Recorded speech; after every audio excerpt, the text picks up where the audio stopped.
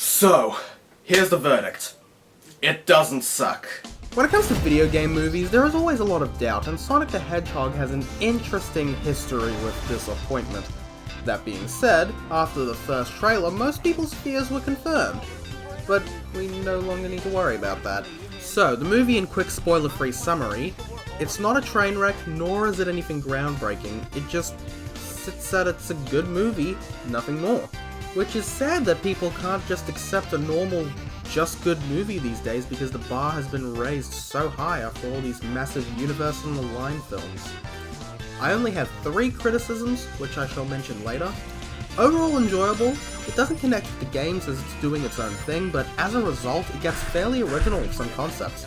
Ben Schwartz and Jim Carrey do Sonic and Eggman justice as well as leaving their own mark on the characters. The movie is chock full of funny moments, and some net moments. There are times where it looks like it tried to fall into the cliches of other CGI live-action hybrids, but avoids them at the last moment. And is full of action scenes. A lot of action scenes, each of which showcases Sonic's abilities in a fantastic cinematic way that Sonic Unleashed's opening only scratched the surface with. Anyway, if you're still watching this and you haven't seen the movie, I suggest you go see it and come back right now, because we are getting into spoiler territory. There were only 3 criticisms I had. 3. One of the main story threads is that Sonic is not supposed to be found or seen, but in so many moments throughout the film, when he should be keeping a low profile, he is out in the open and nobody seems to notice or even care. Although for the bar scene, I guess we can let this slide because everyone there was probably very drunk. And not related, there's a crazy old man character who did see him, but drew him as Sanic. Usually when there's a Sanic reference, I tend to groan, but this just fits in so well, it got a good laugh out of me in the cinemas. 2. I mentioned before how this movie tries to jump into cliches of other hybrid movies like Hop, Scooby-Doo, or Smurfs. Halfway through the movie, when Tom says he wants to move away from Green Hills, Sonic completely loses it and gets super pissed for no reason. The cliche where the buddies argue and have to make up by the end of the movie. But it's cut short almost immediately by one of Robotnik's robots. Honestly, it was just too unnecessary and out of the blue. 1. In the trailer, Sonic does this little dance. How are you not dead? I have no idea! Oh, give me a big fat break! And in the final movie, it's replaced by the floss? Oh god, no. Why do people think that's cool? And he doesn't do it just once, no. He does it twice! Oh, why? But don't worry, the dance he did in the trailer was saved and used in another part of the film. Actually, a lot of Sonic's animations were moved around to different scenes between the trailers and final film. Interesting. Also note, one of the VFX companies responsible for the redesign, NPC Vancouver, was shut down after their contribution to the movie. I thought I might mention that. I was honestly a little bit worried about how they would portray Sonic's origin, but needless to say, in the context of the movie, it kinda works. In this version, like the game, Sonic spends his childhood roaming around Green Hill's slopes and loop-de-loops. Actually, weird, because in the movie it's not called Green Hill, but the town James Marsden's Tom Wachowski lives in is called Green Hills. Also the name of the Game Gear level. Anyway, where the movie deviates from the game, Sonic is much younger and raised by this owl character whose name I've honestly forgotten. He looks like a real-life Earth owl rather than a human-like animal we've come to know. As a matter of fact, the only owl character I've ever seen from Sonic would be the one from the OVA. Don't worry about it. He was here last night. He forced me to put on these clothes and then flew away without saying anything.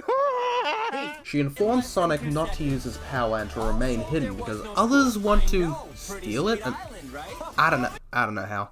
But then she's killed by tribal echidnas, sending Sonic through a ring portal to Earth, where he should be safe on the other side of the universe, confirming this version of Sonic is an alien, I guess. I mean, we weren't given much info about this world Sonic comes from, other than the rings they use as portals to travel to different worlds, unlike the special stage rings from the classic games. Oh yeah, and Tails shows up using this in a close Did you just interrupt me?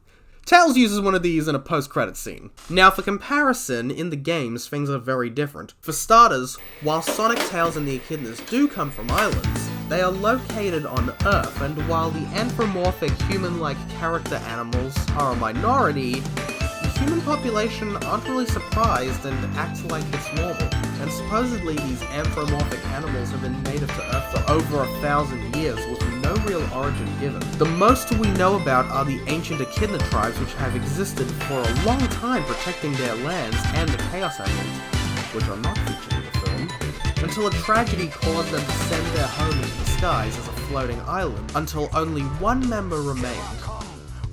I don't know about the Mushroom Planet. There is no place like that in the game's lore except for Mushroom Hill, which is a forest filled with large mushrooms. Although in the movie, literally everything is mushrooms. Kinda like the ending of the Super Mario Bros. Movie. Dr. Eggman Robotnik never really had an origin or history other than he idolized his grandfather's work from 50 years prior, as Jim Carrey's version has an interesting take as a guy who's so smart he sees everyone else beneath him, and probably has never had anyone say no to him, and is driven mad by the end of the movie where he takes on his oh-so-familiar appearance. Please let there be a sequel. Originality, our new character Tom is just a cardboard cutout of a human being who only exists to interact with a CGI character and talk to him in a car. Put that on your resume, James. The end. Okay, for real though, James Marsden did a fantastic job as this character, and by the end of the movie, Tom's friendship with Sonic really feels earned. Sonic has never been associated with having lightning powers like what was shown in the trailers, and while we do never find out what it actually is, we do know it's an unlimited power within Sonic and the source of his speed. He doesn't seem to have any real control over it either. It tends to build up while Sonic is in a situation of real stress. We first see it when he's having a temper tantrum and can be expelled out of his body as an explosion. While in this state, his body is surrounded by blue electricity and his eyes go light blue, and he seems to be more powerful in this state too. When he loses a quill, it stays charged up indefinitely as Robotnik uses it to power his ship. And honestly, while it's completely original to the film, it has no prior roots. I like it. And I also want to talk about Sonic's speed. It's portrayed in 3 different ways. Cartoony zippity-doo, Quicksilver slow-mo, and oh jeez, this looks fantastic! Seeing Sonic running at top speeds during the Robotnik chase was incredible, seeing him on the road, dodging and ducking with the blue after image. I mentioned before it reminded me of Unleashed's opening, and I've wanted to see the Hedgehog's ability we take for granted in the games represented in a cinematic format this way. And another thing I don't really understand is with all these franchise references, how on earth do we have Sonic in San Francisco in a chase sequence and somehow not have a reference to City Escape? All the pieces are in place. Even if, for a second, someone gave him a snowboard, Sonic Adventure 2 style. Heck, Robotnik even has a giant-ass truck. Oh well. And last but not least, let's talk about Sonic himself. As we all know, Paramount originally wanted a realistic Sonic, and that didn't really go too well. But to be honest, would you call this thing realistic? Not even close. Ugh, get it away! Also, is it just me, or does it look different in every shot it's in? Oh, hang on. Tails and the Echidnas are in this movie. Could you imagine what they would have looked like? Ugh. But I am happy with what we ended up with, and I'm impressed with how well he looks. I know he looks cartoony, but in this case, I think that's what we needed. He's expressive, he doesn't stand out too much in his environment, and interacts with the actors well. Also, you see his feet through a hole in his sock. That's what you wanted, right? As for personality, he is definitely not the confident, cocky, wisecracking modern Sonic we all know. But this Sonic is still young, still experiencing, and while he spent most of his life in the town of Green Hills, outside of the crazy old Sanic man, he's been in isolation and hasn't interacted with anybody. Did it touch our heart when it said he wanted to make a real friend?